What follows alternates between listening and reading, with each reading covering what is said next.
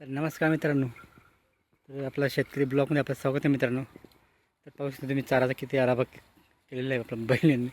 तर त्या पाहू शकता मी असं मोठा लिंबाचं झाड आहे.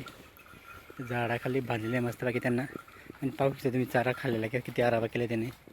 पाहू शकता इकडं चारा आहे, इकडं त्यांचं शेण आपण गोळा करून टाकतो, पण त्यांनी शेण पण चारा आपण सगळं एकत्र करून टाकलं मित्रांनो.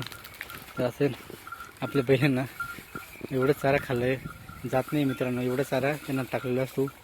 पाहू शकता मी कसा पसारा पडलेला आहे मित्रांनो. तर आपल्या बैलांसाठी असं भरपूर चारा असतो मित्रांनो, कोरडा असो किंवा ओला असो.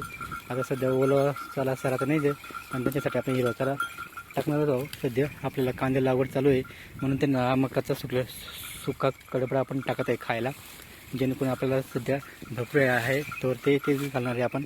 आणि हिरवा चाराचं नियोजन अजून टाकायचं बाकी आहे मित्रांनो. तर आपल्या कामं बिमं संपले का तेव्हा आपण त्यांना टाकणार आहे. पाहू शकतो तुम्ही निवांत असं झाडाखाली सावली असते, निवांत ते चारा वगैरे खाऊन घेता. म्हणजे त्यांना कुठल्याही प्रकारचा ऊन पण लागत नाही, काही नाही. असं ते निवांत बसून इथं खाऊन पूर्ण चारा खाऊ शकता आरामात. असं त्यांना सोय आपली आहे शेतामध्ये. म्हणजे निवांत ते खातात चारा. नेहमी त्यांना कोरडा चारा इथं असतो, ओला तर हिरवा चारा सगळा बंद केला आहे, आता नाही आहे. ते आपण त्यांना नियोजन करणार आहे मित्रांनो.